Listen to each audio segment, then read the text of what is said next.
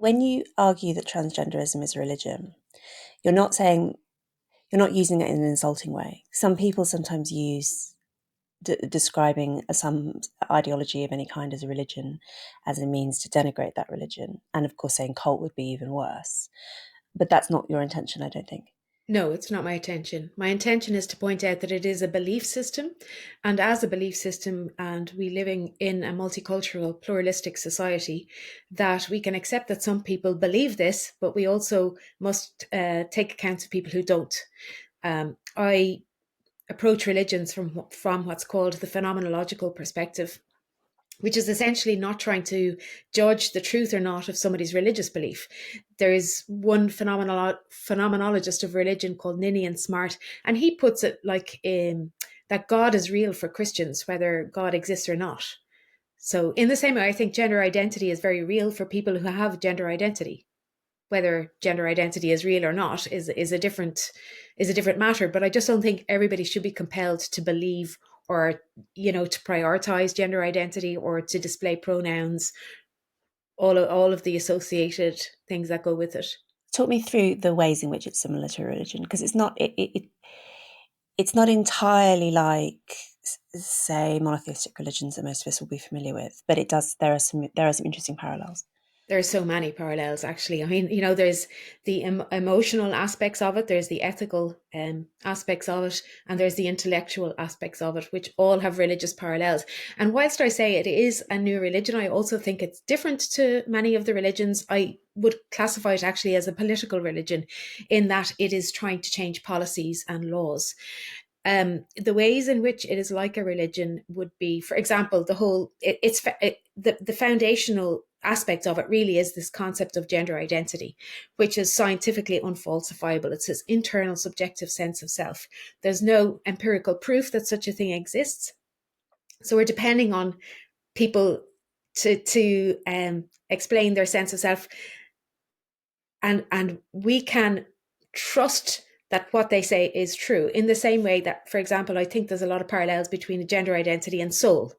The idea of being born in the wrong body, that we are containers for a spirit or a soul or an energy that's poured into us, which is the same way, in gender identity, there's the idea of being born in the wrong body. There's also practices, there's a calendar, holy days, days of remembrance, there are rituals, the idea of transformation, of changed. In Catholicism, there's the idea of transubstantiation, that the bread and wine become the literal body and blood. So there's the idea that a man's body can become a woman's body, or a woman's body can become a man's body. So it's a form of transubstantiation. And there's so many other things. There's a change of name, changes of names. For example, when I did my confirmation, I was age 12. It's usually you're going through puberty around that age. Cultures all around the world have rituals to mark that, but we had to change a name. We were told to choose a Catholic saint. I remember I couldn't find one at the time that I really liked, and I chose Monica, which I always regretted. But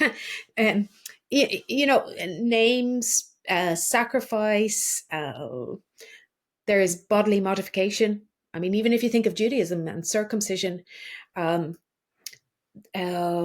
what else? Change of presentation. The idea of gender identity is sacred, but also that, like Durkheim, the sociologist, talked about religions as societies. Actually, they keep a community together. So there is very much a sense of community amongst people who have gender identities. There's the symbol, the Progress Pride flag. I mean, there are so many things. There is the display of pronouns is like, you can say that's like displaying a crucifix for people who are Christian and want to display that belief. So a lot of my work colleagues at the moment use pronouns. And once you see the pronoun, that person, they understand that gender identity is something that's really important. And so they believe there's a need to display that belief. There are heretics, there are blasphemers, Oh, there yeah. are apostates. So somebody who has transitioned, for example, and then detransitions, they would be considered the apostates. They're shunned. There are sacred ideas. During Pride Month, in particular, would be considered a kind of a sacred month. That actually another interesting idea is there is this E.B. Edward Burnett Tyler, who was an anthropologist around in the 19th century, and he had this idea of survivals. And the idea of a survival was that as societies progress or as they change, that certain practices, some practices are left behind, but some practices move with the society even though their original association has changed. So, for example, when somebody sneezes today, we say, bless you. Why do we say bless you? Because in the past it was believed that was the spirit or a demon was exiting the body. Now we no longer have that belief, but we still say bless you. Or priests in Catholic churches still face the east, which is the direction of the rising sun. I think Pride is during June, which is the summer solstice. So, there's a survival aspect there, and also the idea of the gender identity as soul is a survival as well. Yeah, I've probably said enough for now. Just, yeah. One quirk that just occurs to me is that, which maybe does have parallels with some other religious practices, but is that within transgenderism, you have trans people themselves, and then you have the allies, the much larger group of people. And I guess one parallel might be with a priesthood or something like that, but there's clearly two tiers within the belief system. There is a hierarchical structure. I mean, you could think of the caste system in Hinduism, for example. You could think in Catholicism, you've got the Pope, the archbishops, the bishops, the priests, and then the people who go to mass. So the hierarchy is the believers, I suppose, the family, the community. And of course, sometimes gender non-conforming people of different kinds, well, gender non-conforming males, to my knowledge, if this is always the case, can have a kind of sacred role in different religions. I mean, I did an episode last year on Hydra, and I believe within Roman paganism as well, eunuchs had a sacred role sometimes. So this isn't unprecedented that you would see cutting off the male genitalia as having religious significance. That's right. I kind of think that can be considered connected to the idea of the soul as something higher than the body. And the body has been associated with sin, whereas the soul is something that's higher. That it's the body that does bad things or things that are considered bad. Actually, interestingly, the body is often associated with the feminine. So the feminine is the earth. Gaia. I think that's because the seed is planted in the earth in the same way the seed is planted in the woman's in the womb. So the idea of transcending the limitation of the body. Saints did it too. Catholic saints, they would have, done awful things to their bodies sometimes. One way in which transgenderism differs from many other religions is that they, or all, I don't know, I mean, I'm asking you as a what religions expert, is there's no deity. I mean, there's the supernatural belief in the sense that if you gender identity is supernatural, but there isn't a god or gods, really. I don't think so. So other religions don't have gods like Taoism and Buddhism. I know there are deities within Buddhism, but it's often considered to be an atheistic or more philosophical religion. The concept of gender identity is the sacred concept or the sacred idea really at the heart of it. Would you also situate transgenderism, though, alongside other political belief systems? So, for instance, it's very rare to come across someone who believes in transgenderism and doesn't also hold views about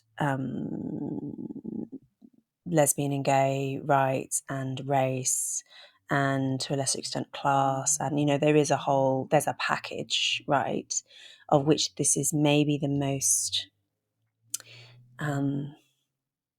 religious component. I'm kind of question begging there, but it does come as a package in almost all cases, would you say? Yeah, I think it does. So it's probably associated then to the idea of oppression and privilege and intersectionality, and they all work together. And actually, I do think that these are all can be said to be founded on a kind of a Christian European idea, which, you know, of equality and social justice and liberation and look after the most oppressed. And also another thing about gender identity, I remember once speaking with, it was a trans woman, and she said, "Oh, but I'm Catholic. I'm Catholic. You know, I go to mass um, every week." So I don't think it's an exclusive belief system. We live at a time when there's a kind of a pick and mix spirituality, or it's sometimes called as a spiritual supermarket. So we can all have a bit of that, have a bit of that, have a bit of that. So, you know, a lot of people who are gender ideologists, and I do think it is an ideology, would also have other religious beliefs as well. They're not exclusive. Yeah, the parallels with Christianity are very striking, to the extent that I often think that maybe it's not. It clearly has religious qualities, but maybe it could be better understood as being a Christian heresy, in that it takes so many Christian ideas, but then really subverts them, and obviously also subtracts God and Christ and all sorts of important things within Christianity. But yeah, as you say, not just equality, but a lot of the rhetoric, and this is not just transgenderism, but also progressivism in general. You see, as once you start looking for Christian themes, they just see them again and again and again.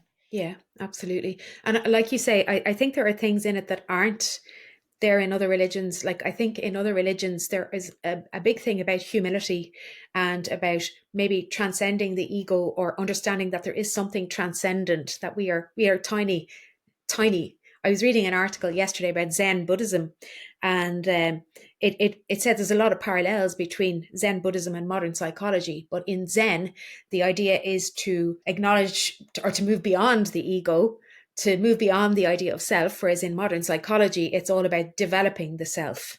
So I think within gender ideology, there's a huge focus on the self and the ego. I'm not sure it's very healthy for the individual or for society. So, but the problem is that we're at a time in Ireland that we can't even have these conversations. You know, it's just, this is a topic that is not discussed in Ireland at all. Well, I can't say at all, because it does happen very occasionally. But I think it's better that we bring it out into the open. But it seems to be the will of the activists that, you know, we're to try and silence and all debate.